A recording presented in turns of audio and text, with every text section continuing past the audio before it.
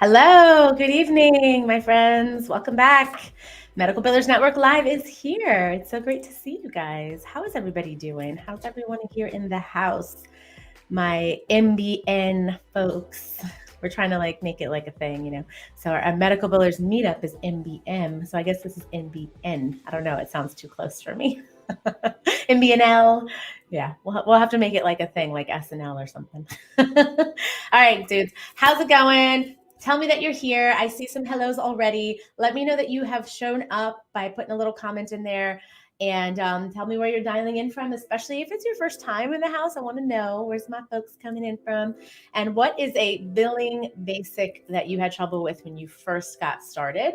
I'm going to go over some of those today. And we're hopefully going to be sharing some knowledge that will help our billers that are semi-new-ish, or some of us that feel like, there's always something to learn because you just feel a little bit confused still.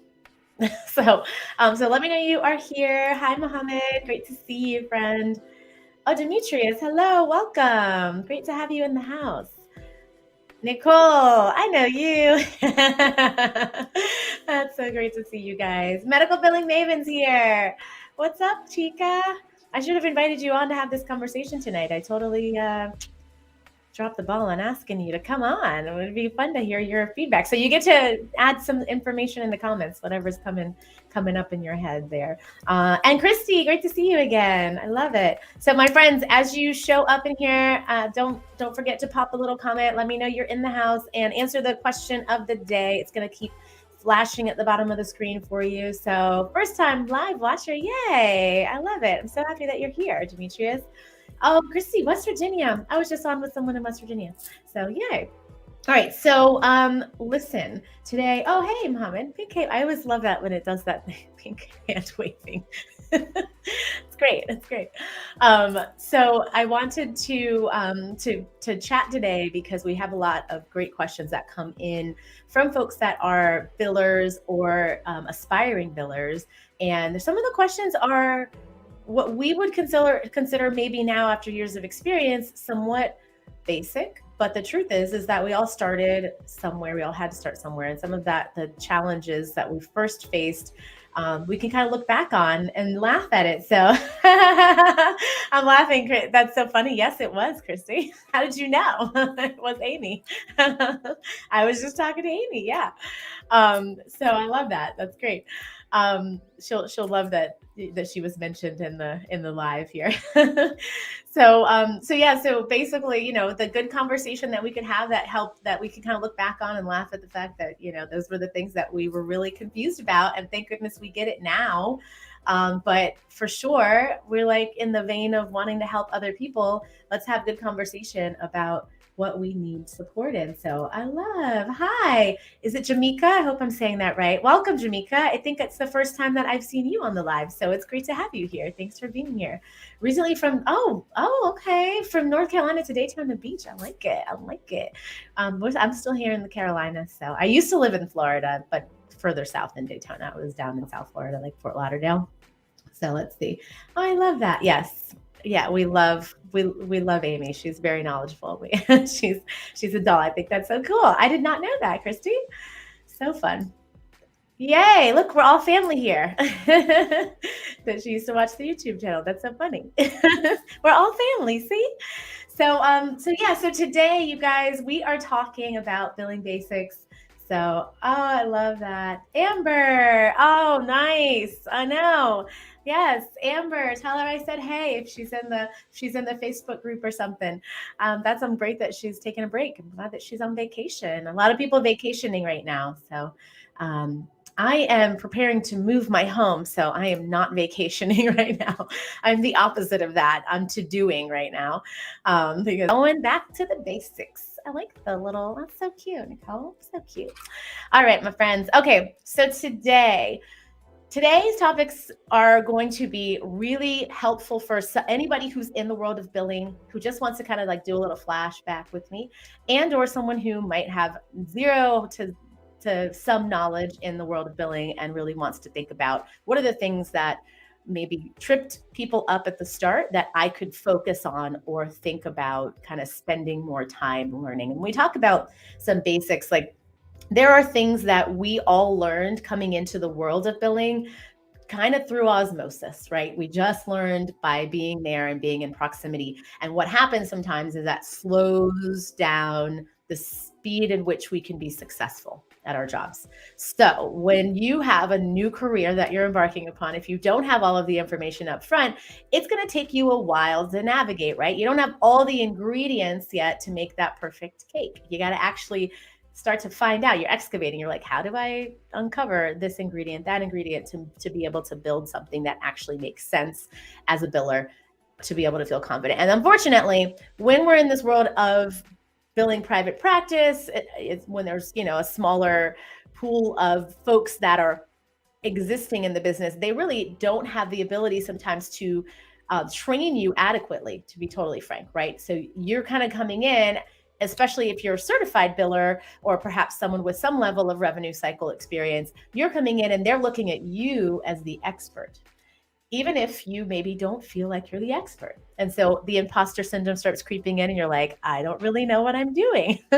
And that happens to all of us. Just putting your mind at ease there. It happens to every single one of us. We have all been there. Sometimes we get, even after years of experience, you still struggle with that, especially if you're moving into a new specialty. I should use the word specialty and specialty in the same sense. It sounds weird, but if you're going into a new specialty, you can often feel that same fear and trepidation and like stress around the concept of like really drawing like their best conclusions with how to move forward with a scenario or a situation as a biller, because we deal with, yes, similar situations. We deal with things that certainly are exact same problems. Like an example of that is like timely filing, right? It doesn't matter what specialty you're in, really doesn't matter what state you're in. Yes, the timely filing limitation is going to be different for every insurance and potentially state. However, you are going to probably look for the same things when you're trying to resolve something like timely filing,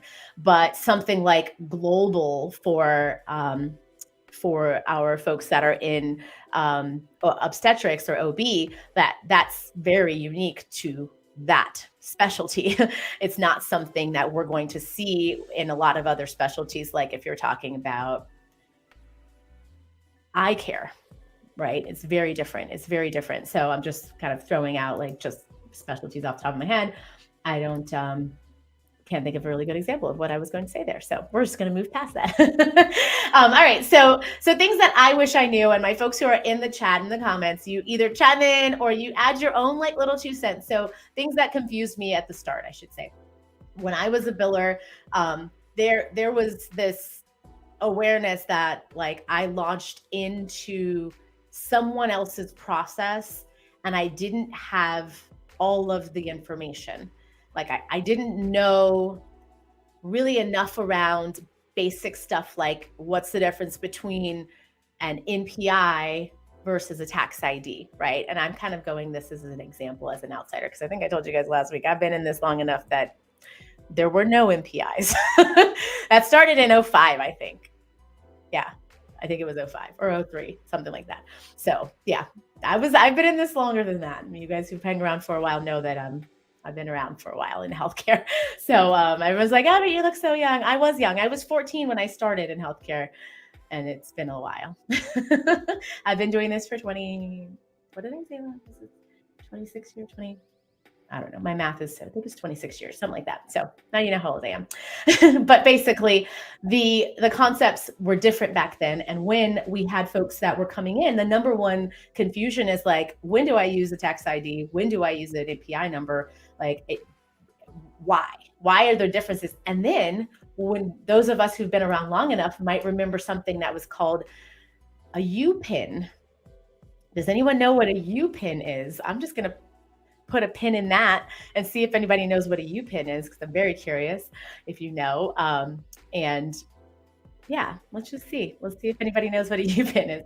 But basically, when things were around that were like UPINs, like that was even more confusing, because now we have 3 different ways basically of identifying our providers. So maybe you can guess what the UPIN is based off of that. Because when I first started, most insurances used their own UPINs for the provider. So when you first got in network, you were issued a UPIN, and you then also had your practice's tax ID number, and then your doctor had a social security number that was also sometimes included depending on the way they liked to receive those claims. So it was very confusing to know what number am I using, right? It got shaved back. Now we just really have 3 numbers that we're talking about for most. Yes, there's UPINs still utilized, especially for our government payers. They still utilize UPINs. Like if you're billing for Medicaid, you might know what a UPIN is. So yeah, it was used for Medicare. Exactly. Medicare and Medicaid still use their own unique provider ID numbers is what UPIN stands for. And those UPINs were issued. So like some of them were like 9 characters long, some were only 6 characters long. Like there was no standardization at all, which is why the NPI numbers were created, because the government, the powers that be from ANSI decided, as a part of HIPAA, by the way, we'll talk about that. If you guys are not familiar with that, it is actually a part of the administrative simplification title of HIPAA that says we need to standardize things like creating NPI numbers. So the NPI numbers were created to replace the UPINs and make it more clear that this figure, this starting with this particular digit, is for providers, and this other digit is for organizations, right? So like for them, it was like very, very easy rule to lay down, but it took a while for folks to start to adopt it. And I don't know why or how Medicaid and Medicare still seem to slide past those rules and don't have to, and always require us to still use these other numbers, because there are some billing that takes place in different states, especially for Medicaid, that you must have that UPIN on the claims. Like you must have the number. And it's frustrating and annoying because we're years later what is that? If it was 03, can anyone look that up for me? When was the NPI created? I think it was 03. For some reason, 03 sticks out, but it might have been 05. And, so that's almost 20 years, even if it's 05. It's been a long time. So I don't know why they're still using those numbers, but that is number one, the most confusing. So for my folks that are either new in billing or feeling like they, 08, I'm like, so it's 5 plus 3. See, I knew I was onto something. No, I'm kidding. No, so 2008, May 2008. Thank you. Yeah, so it's still been a minute. And so when we're talking about like these PIN numbers being utilized, like it's the information that we're using on the claims. It's the information that you're using when you call the insurance carriers. It's the information that you might be asking for a referral under, right? So it's very vital, and you have to understand what number to use. And most people, when you're coming into a practice, do not have a really nicely organized place for you to source those figures. And that when you're coming into a practice, sometimes it's like, yeah, it's great, I want to learn all the things, but first I need to know enough about your practice. Like, where can I get basic information, like your practice's full name, the legal name, the name that's going to be on the checks, the address, the NPI numbers and tax ID numbers. So very kind of like a nicely laid out resource that you can reference is something that as a new biller, we're often not thinking about, because there's work to be done and they're like wanting to get you to do the work, and you're going to need these pieces in order for you to act, right? To take any sort of action. So if they don't have that kind of stuff in place when you're joining a practice, or you don't have that kind of stuff in place at the practice that you're at now, you need to create it. You need to say, okay, how do I put pause on what I'm doing right now and actually sit down and like make a little referenceable document that makes it easy for me to know that when I'm billing Medicare, I've got to use this number instead of, like, there's some strange situations, and I'll talk about this kind of in my next point, but there's some strange situations that have more to do with how providers were credentialed that impacts what we do as billers. And you must know that when you're new in a practice, that part gets a little confusing, because you just assume, you're like, well, obviously you're a group, you're billing as a group. But as I just said, if a provider's been practicing long enough, there's a chance that they might have gotten enrolled as an individual provider, like with groups like Medicare or other insurances, and they never corrected their credentialing to be paid as a group or as an entity. And so they're still getting paid as an individual. And for that to happen, they have to be billing as an individual. And that is in itself so confusing for people, that there's a difference between what a claim looks like when it goes out for an individual versus what a claim looks like when it goes out for a facility or a group or an entity, right? Two different NPI numbers for that reason. And you're talking about like potentially something different that you're using even from the sake of a tax ID.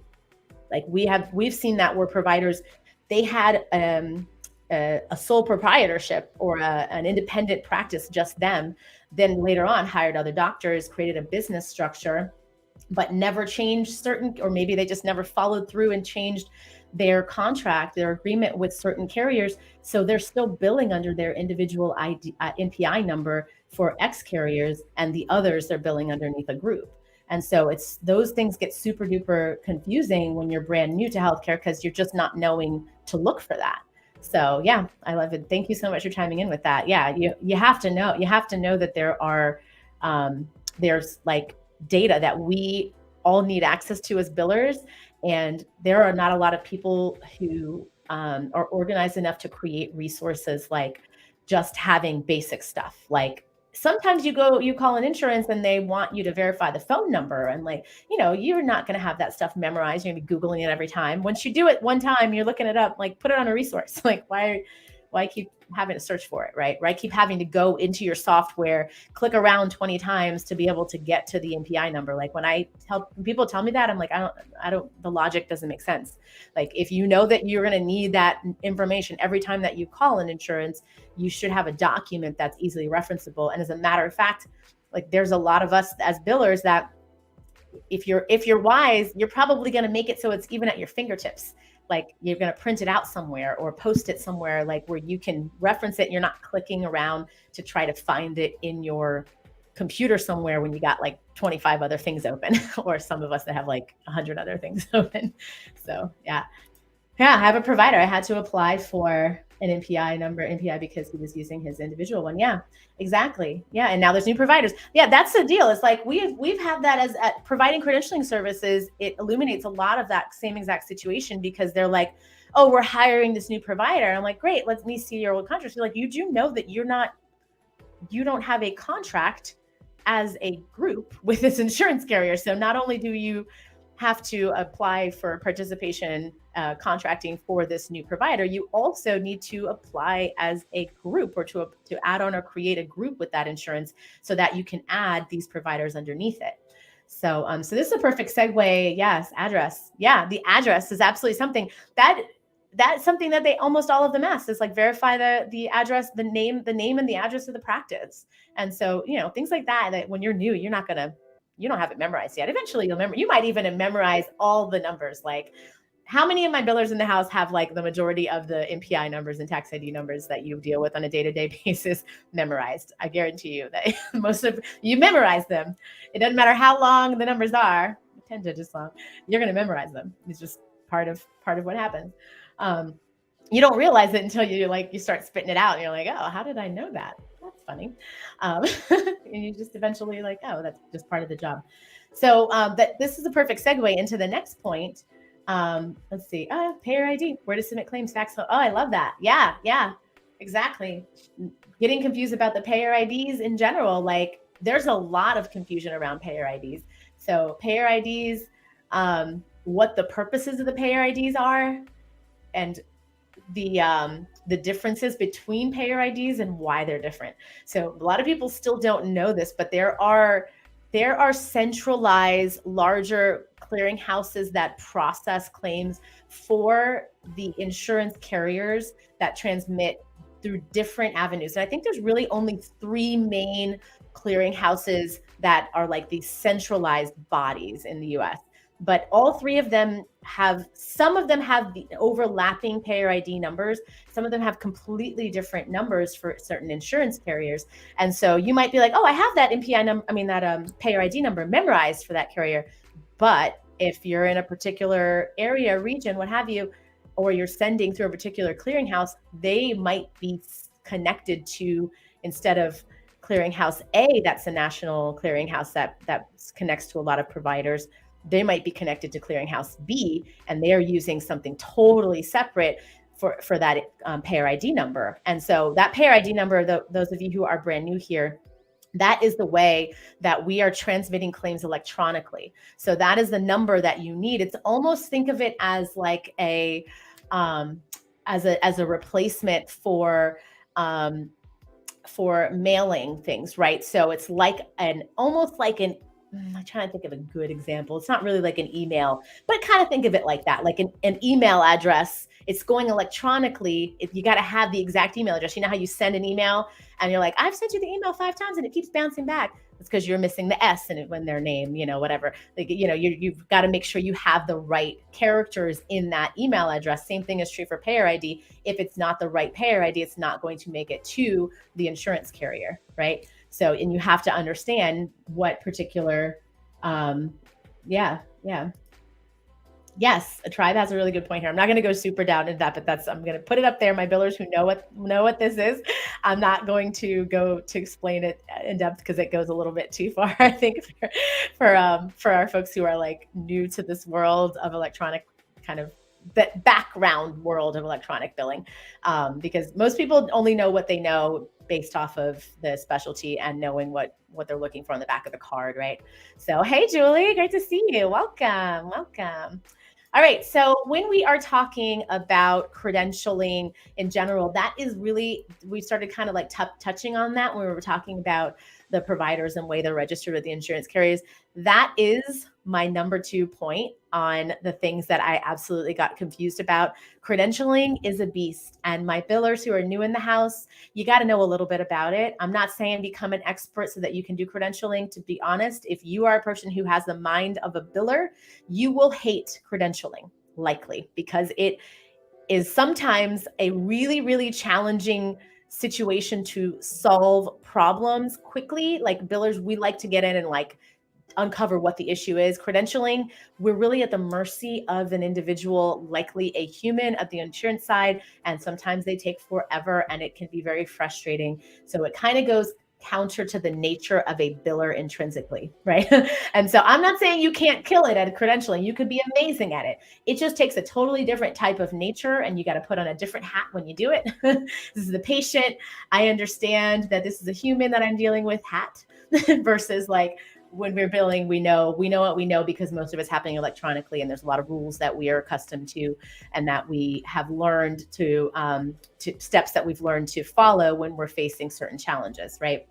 So very different animal. One of the main things to understand is the power of a credentialing relationship or a contracting relationship with an insurance company.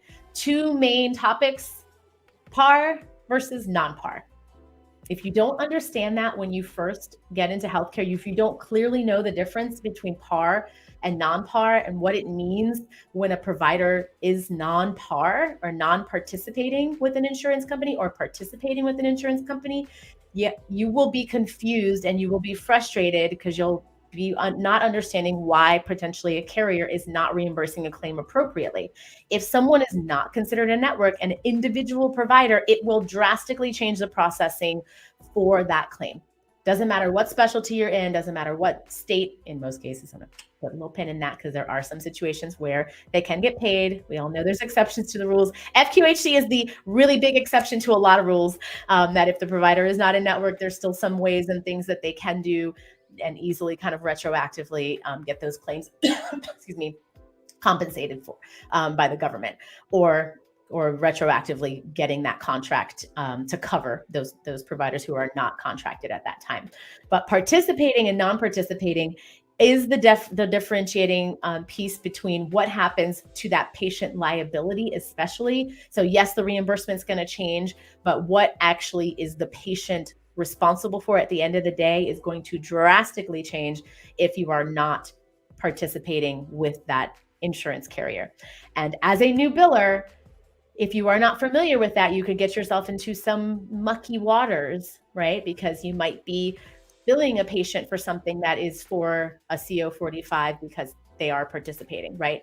You might feel like you did it all right, but like, there was this amount that they wrote off and you didn't want to write it off. You decided you were going to bill it to the patient.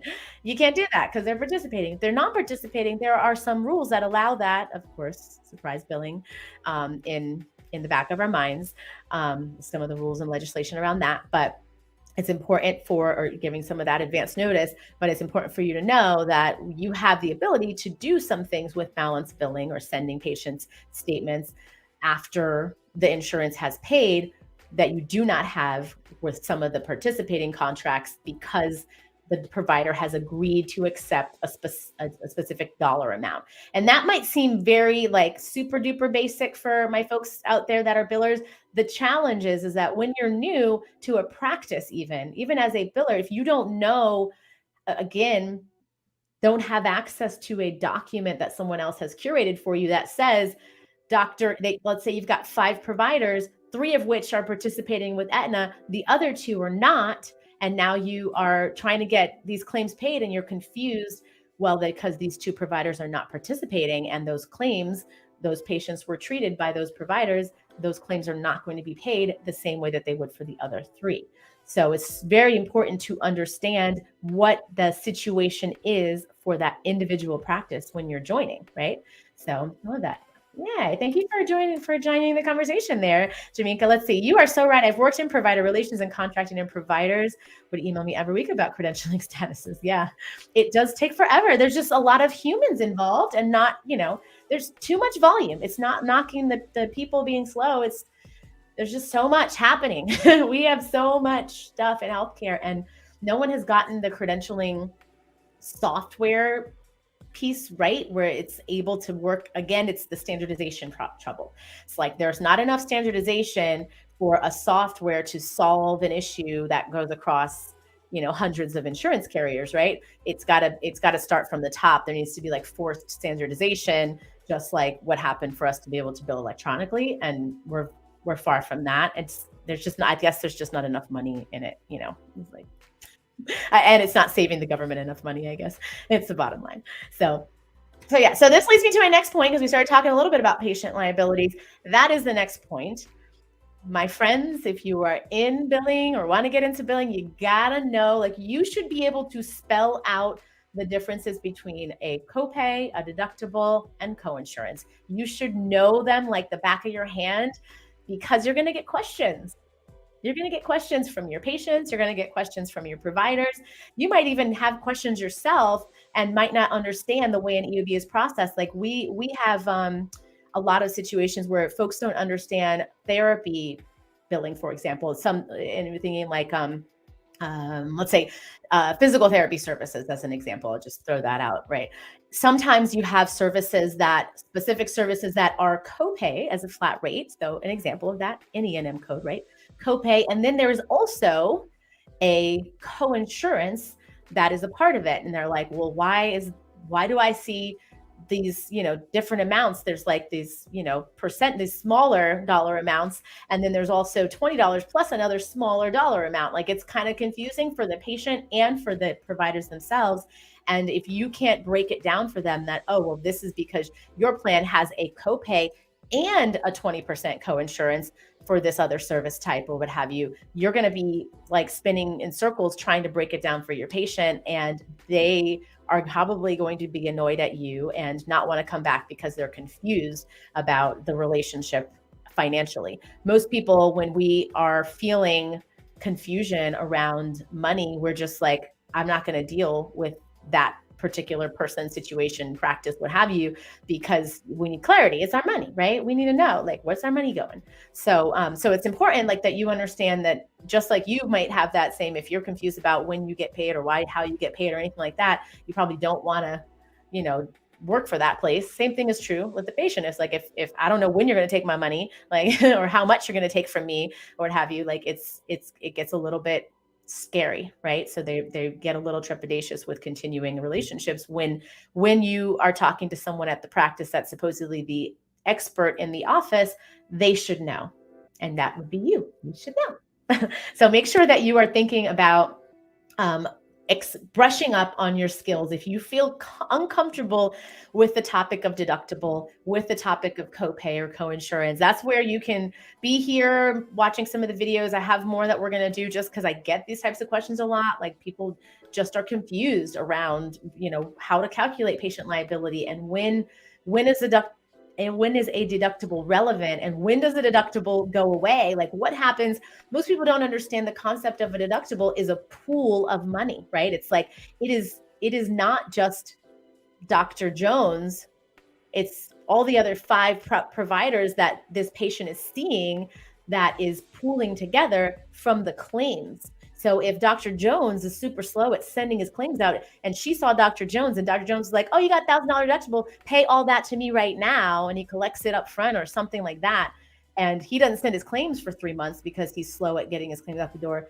Then all these other providers that this patient is seeing actually might have claims that were applied to deductible that Dr. Jones is hanging on to the money for. And Dr. Jones' claim might have gotten paid 100%. So now patient owes all of these providers and she's got to get money from Dr. Jones, her money back to pay back these providers. So it gets a little bit messy. And it's important that you as the provider can also advise, or you as the biller can also advise your providers that, hey, we have to move faster when we get our claims out, because if we don't, we're going to impact, especially at the beginning of the year, we're going to impact what is actually owed. We might be collecting from our patients up front something towards the visit because we have a deductible. But if we're taking 3-4 weeks to get our claims out, especially if it's like Medicare where the amount is so low, right? The deductible amount is so low. We have some providers that I've seen them collect upfront from those Medicare patients or a portion of the payment from their Medicare patients. And then they don't get the claim out for a few weeks and they've already seen 2 other doctors. So it gets messy and the patients don't understand. They don't understand. They're like, but I already paid my copay to Dr. Jones. They're like, yeah, but Dr. Jones isn't the one who sends the money to the other providers. They don't send your money to the insurance company. That's what most people think. They think, well, I paid the deductible. Well, that money goes to the insurance. No, it goes to Dr. Jones because the anticipation is that Dr. Jones's claim is going to make it to the insurance company first. And so that concept of deductible, copay, and coinsurance, you gotta continue to build on the knowledge, but you first have to understand, like, basically in basics what they are. And then you're going to build on the knowledge and see the different scenarios in which they might change or where they might be a little bit, yeah. Okay. I love this. I love this next comment that we have down here. I'm not going to pop it up just yet because it's a really good comment, but it's going to shift my my conversation a little bit, or my thought a little bit. But yes, it's really important that if you don't understand copays, coinsurances, and deductibles, or like patient liabilities in general, that you really start to kind of do a little bit of studying yourself, like looking at the EOBs, trying to understand how claims are getting processed in the practice that you are working in. Because there's a chance that you may not know that majority of the carriers that you're billing in this specialty have situations where both copay and coinsurance apply. And you might have, like, let's say you're right next to a big corporation and you have most of the patients from that corporation come to your practice. You might have a scenario where you pretty much can look at an EOB and know, based on the group number of that particular insurance plan, you might know the coverage that majority of your patients in the practice have. And you can tell that by looking at the EOBs. You can tell that by seeing like what the past payments were. So that is my number one really tip for you guys who are new billers in a practice. Before you do anything, getting organized, creating that little resource, but then diving right into the old stuff, like just studying the EOBs, studying them. And I love the idea of like creating little templates for yourself. Like if you know that this scenario you saw on 40-50% of the EOBs when you reviewed them, you might even make a copy of that, and that becomes something that you store in like this, this is a perfectly paid claim. This is what it should look like with this group number, especially in scenarios where you have like I said, a corporation that you're connected to, or a school system is a good example where, you see a lot of teachers or something and they're all from the same county. The coverages, there's really only a couple of options for them. So the coverages are going to be very much the same for your practice. So cool. This comment's really great. So the office with larger groups, Privia and billing gets really confusing. Yes, yes, yes, yes to that. There's a lot of reasons. I'm not going to talk too far into like what Privia is, but they are a I drawing the name, like I think they're an MSO, which is a management service organization, which means that they centralize a lot of what they do to support the administrative side of a practice. When they kind of buy out a practice, they bring those folks into the larger organization. You get economies of scale, which means that basically you can have all these services at a lesser cost because you're connected to a larger network, right? And then they might even do the backbone of some of the stressful stuff like HR management and compliance and all of those other things. So it can be beneficial for small practices. And I say that with a grain of salt because I'm a little bit like, it just depends. Like if you like to run your own show, you will hate it because control is a factor. And then they were and have been still a really fast growing company, specifically Privia, and they just like any fast growing company, you can lose track of things. Things get messy. The company grows faster than the processes and the procedures can. And you're dealing with a lot of different scenarios, right? It's like all these different practices with all their own little processes and stuff that they're trying to streamline, but then also not be too meddling too much in their day to day. So it gets confusing. And because of that, a lot of stuff falls between the cracks, because one of the things that they try to do, a lot of these types of MSOs are also support things like credentialing. And as we were just talking about, sometimes credentialing can be messy. Sometimes credentialing can be challenging to keep track of. And same is true even for large organizations that are trying to manage them or centralize them. They struggle with the same thing. It's hard for them to keep track of the credentialing, and then they end up not really doing a great job. And it messes with you, the biller, on staff in-house, trying to manage it, because you're like, I don't know what they did with the billing, with the credentialing. We brought on these new providers and nothing ever got done. And sometimes they have a closer relationship where the billing even gets more confusing. So yeah, I love it. Yeah, I love that. Thank you for that so much. I'm sorry I don't have your name, Facebook user. Okay, so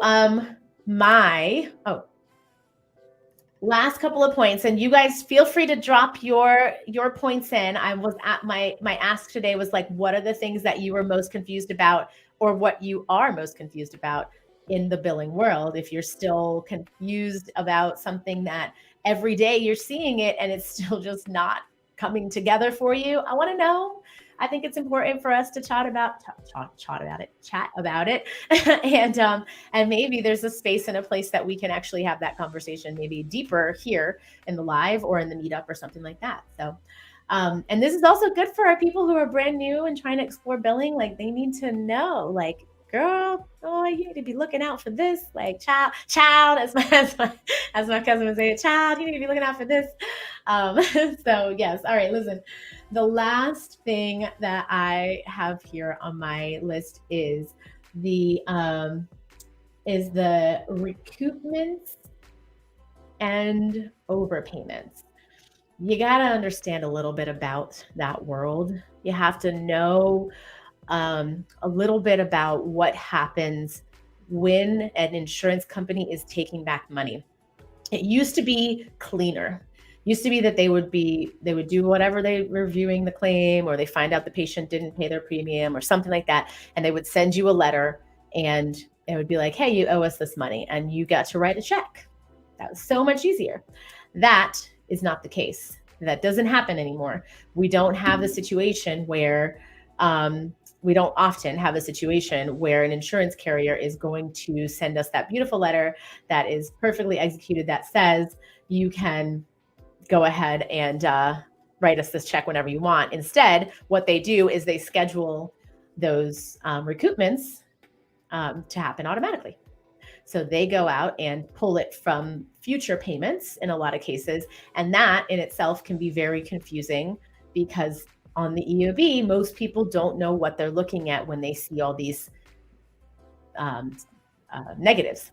Sorry, when they see all the negatives, I'm going to say subtractions. When they see all the negatives on the EOB, it gets overwhelming, and it also confuses and frustrates the provider, because it's like, if you see a 4-page EOB coming in and there's like no money attached to it, hardly any money, and you see a bunch of subtractions or negatives on your EOB, it can really overwhelm you and make you feel like annoyed with the fact that you don't know what's happening, right? It's gonna frustrate you. And so I think what needs to happen for you, like someone who's like brand new, is that you have to understand what the insurance carriers that you're most commonly working with, what's their normal practice, and are they recouping EOBs, are they recouping payments on your EOBs, and are they adding in the reference numbers on those EOBs, or are you looking out for a letter? Like, every insurance carrier does something a little different. Some of them will send a notification, a letter, and then they recoup from future. And then some will put it on the actual EOBs. A lot more will put it on the ERAs, I should say, that will have these reference numbers that let you know that they're going to be recouping for future payments. So there's these kind of notification processing that happens first, and then the future payment is the actual recoupment. And sometimes it happens like one right after the other, like in the same bulk EOB. But in most cases, you're getting a notification first. A few days later, you'll get the actual recoupment. And that is very confusing. My billers who have been in the house for a long, long time, we get this question. We talk about it all the time. Y'all who are in here in the chat now, I see a few of the names and stuff that I know. We've talked about it, and I know it's still a confusing topic because it's, again, not very standard, unfortunately. But you got to know a little bit about what happens in your practice, whether you're a new biller to that practice, or you are a person who is oh, I'm sorry, I'm looking at I don't see hi. I don't think it worked, Liz, but I saw that you put your name there. Sorry. I don't know why it didn't work. Hi, good to see you. Thanks for being here. So the recoupments themselves can confuse people what they should be doing with them, because and what happens, I'm sorry, let me explain why I say it matters so much, is that it impacts, at the end of the day, goes back to patient liability. It goes back to whether or not you were properly reimbursed for something, and whether or not the money is actually in-house, right? It can greatly impact your statistics, or at least, those KPIs. So you not having a clear understanding of those recoupments could impact what you do with that processing. Like, you may not, let's say in the example I gave earlier, where the patient didn't pay their premium and they no longer have coverage, they go back and they recoup all of that money. They take all that money back. Let's say it's for, a visit for $500 or $1,000 or something like that. And you have the money coming out of the account, but you didn't do anything with the actual payment. So it looks like the visit is still paid. So you may not have applied that recoupment properly. And so therefore you don't even know that you either need to bill the patient, or perhaps the patient got insurance and they switched to a new carrier or something. You wouldn't even know to look for that because you didn't process the recoupment properly. So it's really important to understand when an insurance company is taking back money, when those takebacks are going to impact your patient's accounts, which it does in every situation. And when that means you either need to bill a patient, or you need to do something different to maybe appeal that claim processing. You will only know that if you understand these concepts a little bit more deeply, where you start to really deepen your understanding of them, so you can learn the next step, right? You can learn what you need to be doing moving forward with that particular scenario, right? So those are the main things that confused me. What else, my friends? If you're coming in here just now, we are talking about billing beginner basics and the things that confused us when we first got into billing, or the things that maybe still confuse us today, right? It could be the things that confuse us. So the things that I went through today, just run through my little list here again. And you guys, if you're watching the replay, definitely chime in the comments. Let my folks know what else confused you. What else did you want to make sure gets on this list, so we can help our other folks out? And again, this is going to help us too. Just so you know, like anytime there's like questions, a lot of discussion around something, My A game player over here, Nicole's always like writing stuff down. She's always looking into new things and saying like, what, hey, by the way, there's been a lot of questions around this topic or that topic. And so it will help us also make sure you guys have what you need to help you understand your JOBs a lot more deeply. All right. So my list today, we talked about getting organized, making sure that you take in as much knowledge as you can before you get started, making sure you understand the practice and all of its little uniqueness. You got to know them. You got to be like, hey, can I get your like full details, of like what all the stuff is and who's all the skeletons, right? What are all the things that that you didn't do that you were supposed to do, like getting properly set up with an insurance carrier and all that, right? And that's the next thing is the credentialing. Like, what are you credentialed with? Do you understand the concept of par versus non-par, and what is the current practices list look like? Their provider list. Are all of the providers registered properly with the insurance companies? Are they credentialed properly with the insurance companies with their right NPIs? Is the group credentialed correctly? All of that, right? So credentialing, understanding a little bit about credentialing, enough to know what happens when there's a credentialing problem, who is responsible for credentialing, right? Things like that. And then really thinking about how it boils back down to like how those types of things impact our patient liabilities, right? We talked about that, knowing a little bit more about copays, coinsurances, deductibles, and then being able to explain those things, hopefully, to our patients. Next is studying those EOBs. So like really learning the EOBs that come in for that practice, looking at those EOBs or ERAs and really trying to understand what does the processing look like. Maybe even store some of those as templates, like I said, especially if you have a large corporation or school group that you guys are working with a lot in that practice. You got to get to know them, right? You got to get to know what happens with them. And last but definitely not least, the favorite of them all, the recoupments, overpayments, refunds, all those things that mess with our money when they try to go take it back. So that's my list. What does your list look like? What do you get confused about in billing? What are the things that you wish you could be able to share to somebody else who's coming into the practice? Like, hey, if you did not know this, you should know this. Let's make sure we, put that information in the comments or share. So let's see. I am almost like this. Okay, cool. Let's see. Hi. Okay, I'm not gonna try to. I don't want to butcher your name. Is it Jahangir? Jahangir. I got that. I hope I got that right. Let's see. I'm almost new to medical billing, although I have been working just as a data entry operator in medical billing. Yeah, cool. So data entry, I believe, and this is my wholehearted belief, anybody who starts in billing should start with the end. You're going to start with a little bit something closer to the end, like reconciliation, payment posting, data entry, things like that, because you have to understand and get to know a little bit more about what the numbers look like and what the outcome is, right? I don't like it when people come in and they dive right into something like AR and are missing the understanding of what it looks like to process an EOB. Like if they've never really gotten to know an EOB, how are they going to know if the EOB was processed correctly or not? Right? They have to spend a little bit of time. Again, it goes back to like being able to kind of study it and learn, what's a great payment? What does a perfect reimbursement look like? How would you know that if you don't spend a little time with it? So totally, that's awesome that you're in that field. And I recommend that you just continue leaning into that. So I love it.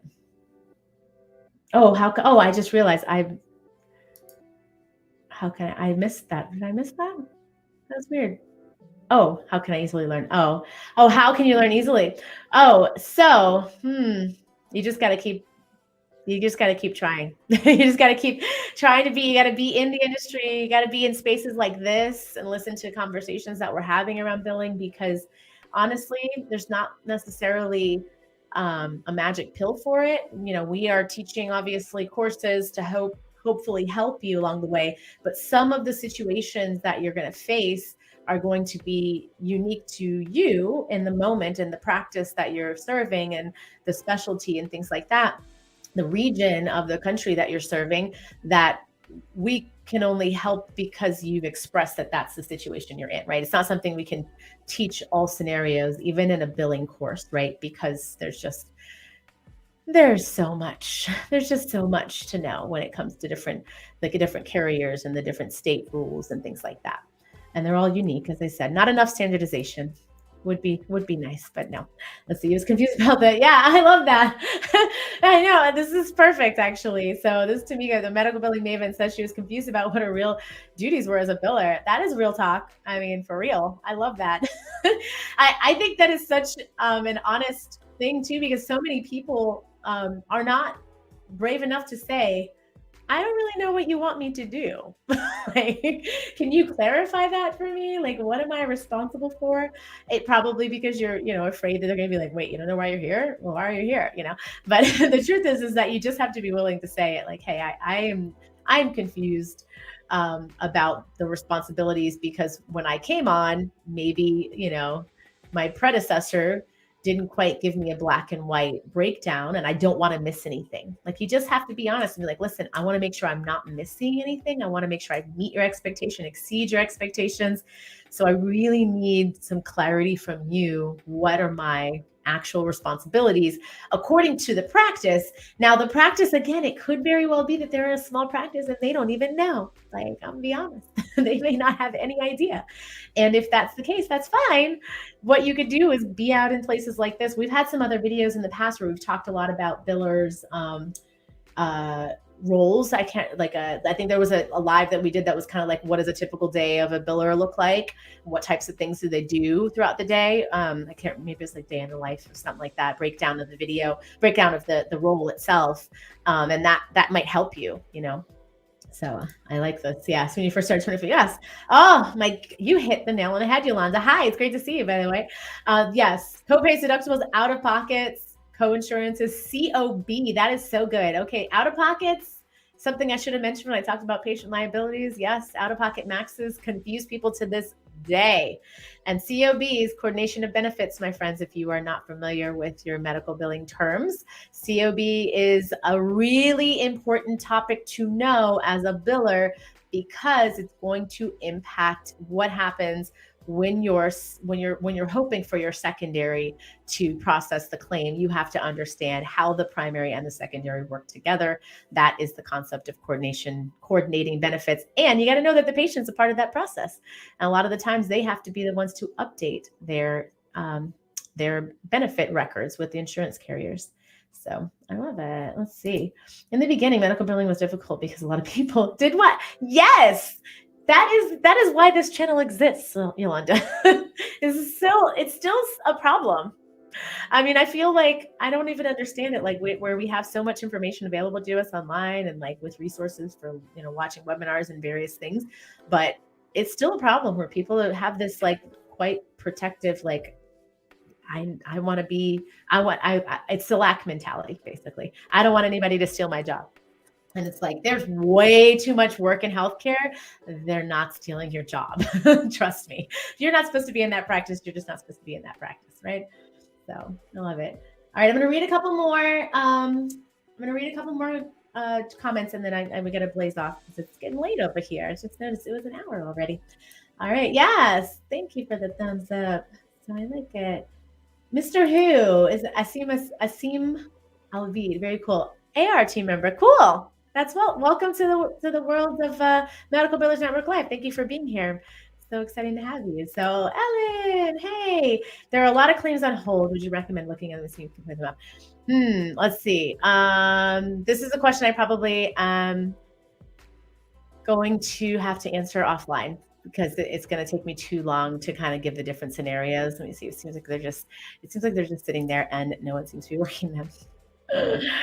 Oh gosh, that's frustrating. I want to talk to this, but I kind of feel like I should answer this offline a little bit because yes, there's definitely a few different possibilities and of what I would do and approach I would take for that. So yes, Mr. Who, we will the write-off amounts we could talk about in a future video. Thank you for that question. And listen, guys, it's already been an hour over here. We do this every Thursday, 6:30 p.m. Eastern. On the first Thursday of the month, it is the trivia party. So if you're new to healthcare revenue cycle, totally consider joining that, because it's just an opportunity for you to quiz yourself, to keep your knowledge fresh, and then also to win some money. Like, we give away Amazon gift cards. So first place, second place, both get gift cards. So you totally come to the party. That's always the first Thursday of the month at 6:30 p.m. Eastern. On the other Thursdays, we do stuff like this and have great conversation. And if you have not heard about, we have a medical billers meetup coming up soon. If you've not heard about it, don't miss it. It's this coming Tuesday, the 20th at, don't remember the time right now, PM. I think it's 6:30. I don't remember. But basically, jump into the link. I think that we'll probably share that in the recording, like, what is that, description box. And then, we're always putting it in other places. But if you are not in the Medical Billers Network Facebook group, you may not see that. That Facebook group has the links that we're reminding people in there all the time about what's happening with the Medical Billers meetup. It is a live meetup. We will be on a Zoom, and when we have a need for us to split up into Zoom rooms specifically around topics, they'll be split into topics, and there will be facilitators in there to help you guys have the discussion. And it is a time for us to problem solve, talk about what you're being faced with, right? So things that are confusing you, like we're talking about today. So I love it. Yes, and Nicole just popped those links in there. I was going to say the clouds, popping clouds. Let's see. All right. So I love it. Awesome. Yeah. I'm glad you got us too. We missed you. It's great to see you. The tribe. Yes, you need to finish explaining HCOB so they can fix it. Yeah. I will put that in a separate video. The COB discussion is so helpful. Yes, I hear you. And totally will do that. Thank you for that. And you guys, feel free to keep putting your comments, your questions, the things that you are confused about, into the comments when you get to this video. If you're just catching up, I would love to know the things that you were confused about when you came into billing, or what you're confused about now. And let's just fill up the comments and talk about the things that people like, what did we not know, so we can help people, and we can also be able to have more discussions around those topics as well, because I think that is the name of the game. Like, how do we help people? So, okay, thank you for sharing the links. So, all right, my friends, listen, have a beautiful rest of the evening, and I will see you in the next video. Bye, guys.